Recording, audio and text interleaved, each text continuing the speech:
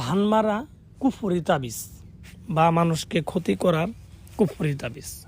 তো ভিউয়ার্স, যে তাবিজগুলোর মাধ্যমে মানুষকে ক্ষতি করে এগুলাকে বলে ভানমারা তাবিজ। তো অনেকে আছেন যে একজন ব্যক্তিকে ভান মারার জন্য বিভিন্ন কবিরাজ তান্ত্রিকের পিছিয়ে পিছিয়ে ঘুরতেছেন, অনেক টাকা পয়সা খরচ করছেন, কিন্তু কাজ হয় না। সবাই বলে 24 ঘন্টায় হবে, 2 ঘন্টায় হবে, 1 ঘন্টায় হবে, কিন্তু কোনো কাজই হয় না।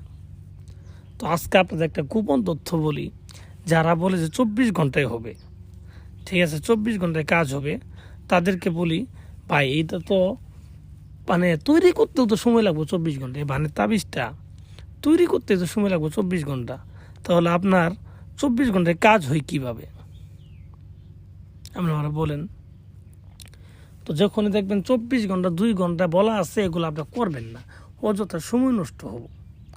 আর আমার এই তাবিজটা কাজ হবে 72 ঘন্টা লাগবে, মানে 3 দিন সময় লাগবে।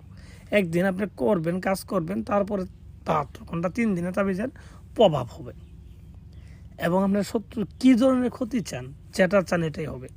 প্যারালাইসিস করা, অন্ধ করা, বোবা করা, যদি কোন মেরে ফেলবো তাও করা যাবে, কিন্তু তাবিজের সঠিক নিয়ম অনুযায়ী করা লাগবে। আমি যেইভাবে বলবো ওইভাবেই করতে হবে। যদি ওইভাবে করতে পারেন 100-এ কাজ হবে। তো ভিউয়ার্স, যারা অ্যাকচুয়ালি বিপদে পড়ে গেছেন তারাই কিন্তু করবেন। বা দেওয়ালে পিঠ থেকে গেছে আপনার, এখন যদি আপনি এই শত্রুর ক্ষতি না করেন তাহলে আপনার নিজের বাঁচার উপায় নেই, তাহলে আপনি এগুলো করবেন। কিন্তু ভাই, যদি হাসি ঠাট্টা তামাশা করেন আপনি ধ্বংস হয়ে যাবেন। আপনি এর আগে কি করছেন, আগে কোন তাবিজ করছেন, কোন কবিরাজের কাছে গেছেন, এগুলো জানার আমার দরকার নেই, কোনো কিচ্ছু বোঝার দরকার নেই। আমি বলতেছি, আমার এই তাবিজ নিয়ে আপনি ফাইজলামি করেন, আপনি ধ্বংস হয়ে যাবেন। যদি সঠিকভাবে করেন, আপনি অ্যাকচুয়ালি বিপদে পড়ে, তাহলে আপনি এই তাবিজ দিয়ে আপনি উদ্ধার হয়ে যাবেন। তো যারা অ্যাকচুয়ালি করতে চান কিভাবে করবেন আমি বিস্তারিত বলে দিচ্ছি। আমি যেইভাবে বলবো ওইভাবেই করবেন। রিকোয়েস্ট, নিজে পণ্ডিতই করবেন না, অতিরিক্ত কিছু বাড়াবেন না, অতিরিক্ত কিছু কমাবেন না। যেইভাবে বলা আছে সেইভাবে আপনি করবেন, কাজ হবে 100%। ঠিক আছে, আপনি যত কবিরাজের কাছে যান, মানে যত তাবিজ করেন, আপনি যদি না হয় আপনি এটা করবেন হবে লাস্ট রিকোয়েস্ট, আপনি এই তাবিজটা করেন ভাই, যদি আপনি অ্যাকচুয়ালি বিপদগ্রস্ত লোক হয়ে থাকেন। ঠিক আছে, কিভাবে করবেন আমি আপনার জন্য বলতেছি। আপনি এটাকে করার পূর্বে একটা দিন উপোস থাকতে হবে। যেমন মনে করেন মঙ্গলবার দিনে তাবিজটা লেখা লাগবে, মঙ্গলবারে ফজরের পর থেকে আপনি কিছু খাইতে পারবেন না, কিচ্ছু খাইতে পারবেন না, বাকি মুখে থাকতে হবে। তো এইভাবে থাকার পরে আপনি মঙ্গলবারের দিন 1টার পরে আপনি পুরো একটা মানে কবরস্থানে চলে যাবেন। মানে আপনার বাড়ি থেকে দূরে কোনো কবরস্থানে, যেখানে মানে থাকে না বন্ধের মাঠের মাঝখানে কবর থাকে না, বা একটা কবর আছে, ওরকম জায়গাগুলো হবে।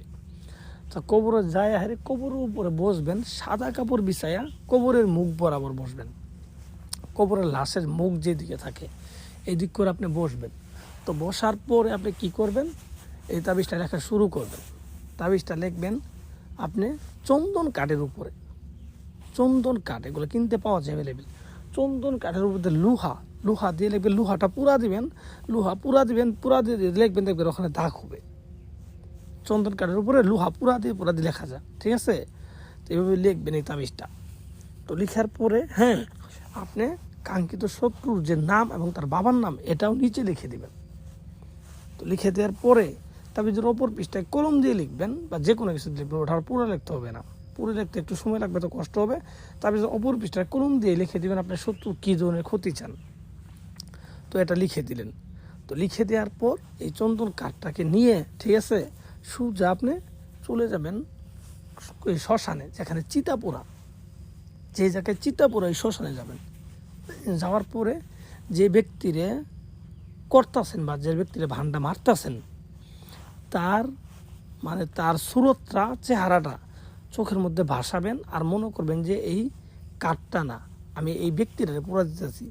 ঠিক আছে, তো যেখানে চিতা পোড়া ওই জায়গায় দিয়ে এই কাঠটাকে পুরাই দিবেন, আর মনে মনে ভাববেন যে যার জন্য করলেন তারে আমি পুরাই দিতেছি। ঠিক আছে, এটা ভাবে আপনি সোজা বাড়িতে চলে যাবেন। পিছন থেকে কোনো ব্যক্তি ডাকলে শুনবেন না, আর কোনো কিছু খাবেন না বাড়িতে যাওয়ার আগ পর্যন্ত।